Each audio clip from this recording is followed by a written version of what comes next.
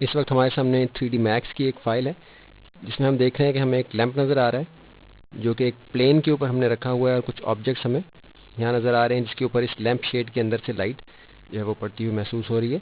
इसके अंदर एक लाइट अप्लाई हुई है, इसी तरीके से हम एक लाइट और अप्लाई करके ऊपर वाली साइड से भी लाइट का इफेक्ट ले सकते हैं। हमने देखना है कि ये किस तरीके से बनाई गई है।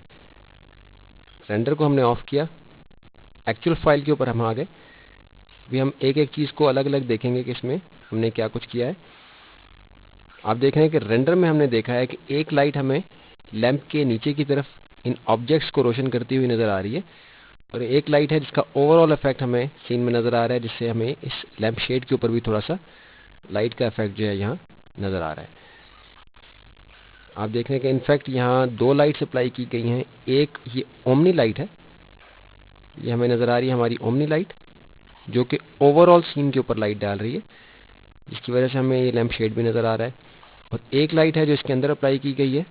हम लिस्ट में जाके देखते हैं, सेलेक्ट बाय नेम की लिस्ट में ये कौन कौन सी लाइट्स यहाँ अप्लाई की गई हैं। आप देख रहे हैं कि हमें ये एक ओमनी 1 के नाम से लाइट नज़र आ रही है जो कि हमारी ओमनी लाइट है। और एफ स्पॉट 01 जो है ये फ्री स्पॉट लाइट को शो कर रहा है, इसको आप सिलेक्ट कर लें।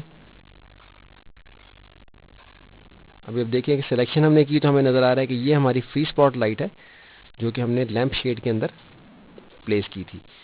इसकी एडजस्टमेंट को भी हम देखते हैं, ऑल्ट क्यू के ज़रिए से हम अपनी स्पॉट लाइट को, फ्री स्पॉट लाइट को आइसोलेशन में ले आए हैं। आप देख रहे हैं कि इसकी जो प्लेसमेंट है वो लैंप शेड के बिल्कुल सेंटर में है और ओवरऑल इसके पैरामीटर हमें नज़र आ रहे हैं कि किस तरीके से एडजस्ट किए गए हैं। इनकी एडजस्टमेंट को हमने देखना है। आइसोलेशन से बाहर आए, फ्री स्पॉट लाइट और कोन जिसके ज़रिए से हमने लैंप शेड बनाया था, दोनों चीज़ें सेलेक्ट कर लीं। ऑल्ट क्यू के ज़रिए से दोनों को हम आइसोलेशन में ले गए।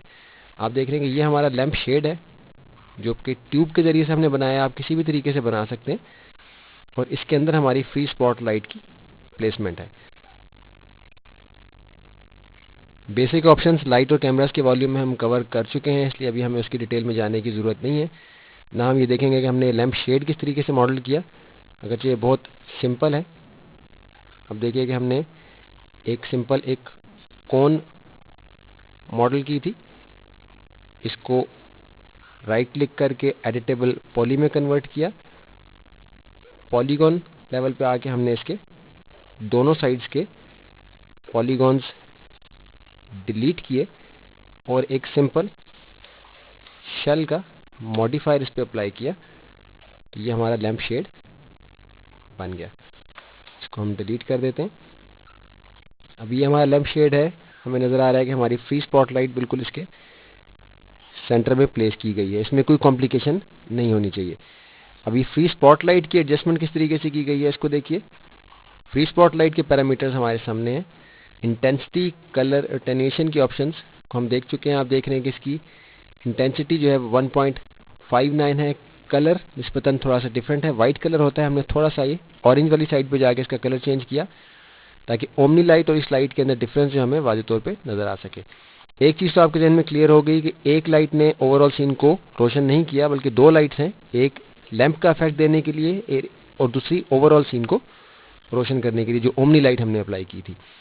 इस एडजस्टमेंट में हमने इंटेंसिटी का लेवल देखा मल्टीप्लायर के अंदर 1.59, लाइट का कलर हमने देख लिया। ये हमें नज़र आ रही है कि फार एटेन्यूएशन की एडजस्टमेंट है, दूर या करीब आप करना चाहें आप कर सकते हैं। और ये एंड पॉइंट, किस जगह हमारी लाइट बिल्कुल ख़त्म हो जाएगी, ये हमारे एंड पॉइंट की एडजस्टमेंट है। अब इस लाइट का जो ओवरऑल डायमीटर है कि जिसके गिर्द आपको ये दायरा नज़र आ रहा है कि किस तरीके से ये लैंप शेड के अकॉर्डिंगली हमने एडजस्ट की, क्योंकि फ्री स्पॉटलाइट की बाय डिफ़ॉल्ट जो है वो एडजस्टमेंट होती है, उसको आपको अपने अकॉर्डिंगली अपनी रिक्वायरमेंट के मुताबिक चेंज करना होता है। तो इसके लिए आप देखिए कि हमारे पास स्पॉटलाइट पैरामीटर्स की ऑप्शन है। स्पॉटलाइट पैरामीटर्स के ऑप्शन को ओपन कर लें। आप देख रहे हैं कि हॉट स्पॉट ये लाइट का सेंटर का एरिया है जहाँ लाइट की शिद्दत होती है। फॉल ऑफ फील्ड जो है ये उसी तरीके से ये इन दोनों का काम है जैसा कि हमारा एटेन्यूएशन के अंदर एडजस्टमेंट है फार और नियर का, इसी तरह हमारा हॉट स्पॉट जो है वो नियर एटेन्यूएशन की तरह काम करता है। और फॉल ऑफ फील्ड हमारी एटेन्यूएशन में जैसे एंड की ऑप्शन है, उसी तरह हमारी फॉल ऑफ फील्ड है। और जैसे हमारी स्टार्ट पॉइंट है एटेन्यूएशन का, आप देखिए कि ये हमारा स्टार्ट पॉइंट है, इसी तरह हमारे पास हॉट स्पॉट की ऑप्शन है ओवरऑल लाइट के डायमीटर के इफेक्ट के अंदर हमारे फ्री स्पॉट लाइट में। इस तरीके से हमने इन दोनों लाइट्स की एडजस्टमेंट की है। अब हम आइसोलेशन से बाहर आ जाते हैं। आप देख रहे हैं कि ज़्यादा डिटेल में मॉडल नहीं किया गया, सिंपल हमने यहाँ ये लाइट प्लेस की है।